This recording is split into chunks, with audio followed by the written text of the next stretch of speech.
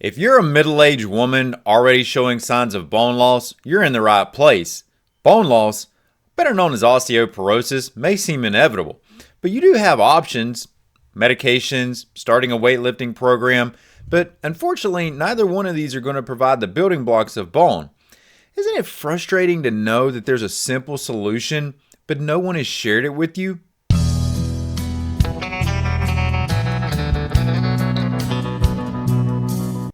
Not only does osteoporosis leave you at increased risk for broken bones, it also increases life-threatening complications. The good news is, this doesn't have to be your future. With an animal-based diet, you can develop strong bones, build good muscle strength, and speed up the recovery process from osteoporosis. Would you like to know more? Well, before I share that with you, allow me to introduce myself. I'm Arlen Hill, a health-focused, regenerative rancher that helps those struggling with their health see results from an animal-based diet in weeks, not months. As we get started today, make sure you stick around to the end of the video because I'm going to share something with you that could be the biggest impact on your bone health that no one is talking about. But we need to have an understanding about bone first of all. The very structure of bone. Bone is a very diverse structure, very diverse collection of constituents that make up bone.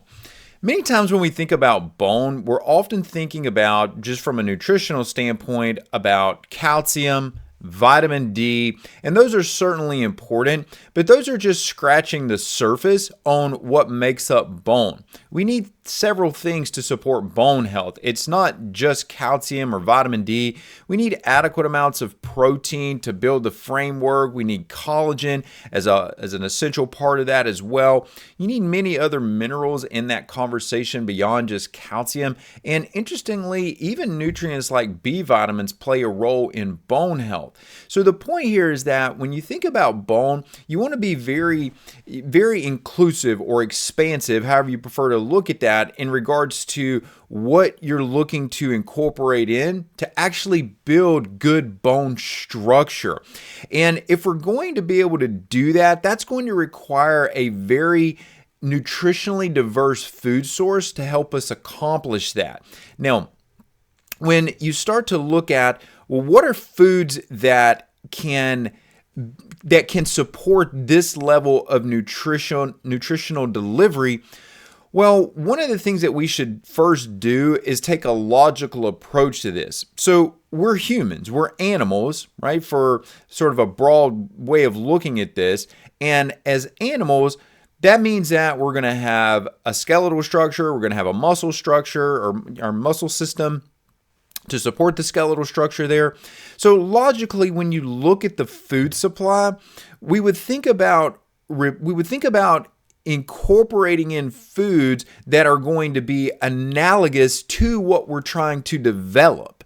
And so in that mindset, that means that we're going to need animal meats and animal products to be able to do that, because those are the only things in the human diet that are analogous to what you're trying to do when you're trying to build bone. And you really need both the meat and, for example, like the collagen part of that, because both of those are going to be constituents. You need the muscles to move the bones. And that means that if you don't have good muscle structure, you're not going to have good bone structure. Those two go hand in hand.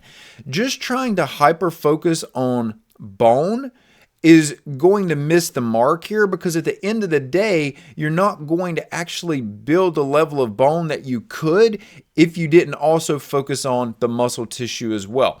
Here's the point. If you want to support bone and your muscle, then you have to consume foods that are most efficient at doing that. And animal meats are going to be, and animal-based foods are going to be the highest quality foods to help you accomplish that. So that ultimately leads you to the question of, well, how do they do that? Well, let's talk about a few of the nutrients that are associated with animal-based foods, and I think it'll become very clear for you pretty quick. So they're probably arguably, especially when you start talking about red meat, but this is by no means exclusive to red meat. We could also talk about other animal products as well here. When you look at the combination of nutrients in these, they're going to be extremely diverse. So you're going to get minerals in here, and some of the minerals that we often think about as being extremely important to the bone. Everybody knows calcium, and right along with calcium, most people think about magnesium, but you can't stop at those two. You also want to look at nutrients like zinc and manganese.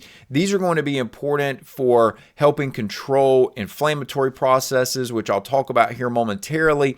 But they're also very integral in helping to mineralize the bone. If you don't have the ability to mineralize the bone, the density on the bone is not going to be as strong.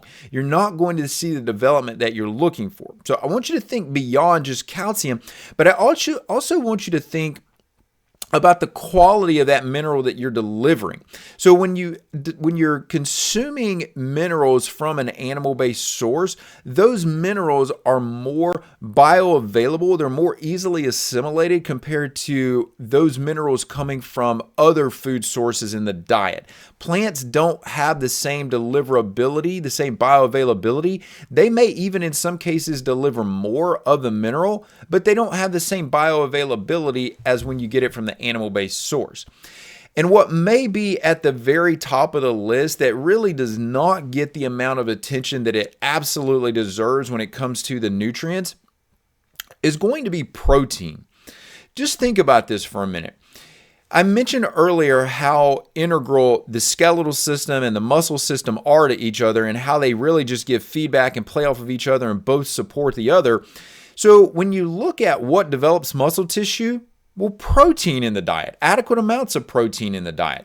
But what also develops the architecture of the bone? Protein in the diet. So you need that protein to give the bones directly the support that they're looking for and to build that overall bone matrix. And this is why when we talk about having minerals like calcium, magnesium, zinc, manganese, any of those that I mentioned, it's not enough just to take those minerals. You've got to give those minerals a framework to be able to ultimately attach to. And that's where protein is into play. And this is also where when we talk about collagen, collagen can be an integral part of this conversation as well because of the various amino acids that it delivers and what's unique about the collagen sources. But again, it still has to come from an animal source because you don't get collagen from anywhere else in the diet. It's not going to come from plants. Plants don't contain collagen. So you have to be able to source that from an animal food, and that collagen and the additional protein that you're utilizing, think about that as the framework for your house. And now you can start to build on the rest of what you need to ultimately have good, healthy structural tissue or your bone. Now, let me ask you something. Are you finding this information helpful up to this point? Well, hit that like and subscribe button so we can get this information out to others that are sitting in your same position that don't know this information but need to hear it. Now, what about a reduction in inflammation? Diet can be huge in controlling this, and this is also one of those areas that we don't hear a lot of conversation about when it comes to bone health. Let me go high level with you for a moment here. When you think about any inflammatory process is going to speed up the rate of tissue breakdown in the body. And ultimately, that translates into chronic diseases. So if you think about whether it's looking at something like diabetes, cardiovascular disease, cancer, these are all going to have tones of inflammation underscoring them. There's going to be a theme of inflammation in these. But those aren't the only chronic diseases that we can attach inflammation to.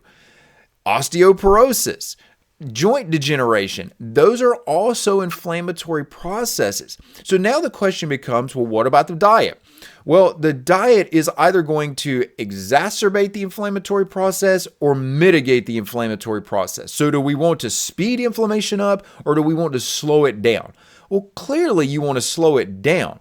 So how can an animal-based diet help do that? Well, one is that it's going to deliver several antioxidants. So things like vitamin A, vitamin E, which are extremely rich in animal product. You'll also find vitamin D has antioxidant roles as well, and even vitamin K, which you'll find in many animal-based foods. Dairy is a great example of this, where it has a really good high quality source of vitamin K2 that is going to be very influential in supporting bone health and delivering that calcium to the bony tissues where it needs to go. So again, it's multiple nutrients at play here, but we're talking antioxidants for the moment. So when you're having adequate amounts of protein coming in too, many of the antioxidants that you build in the body need protein to be built effectively, but they also need minerals.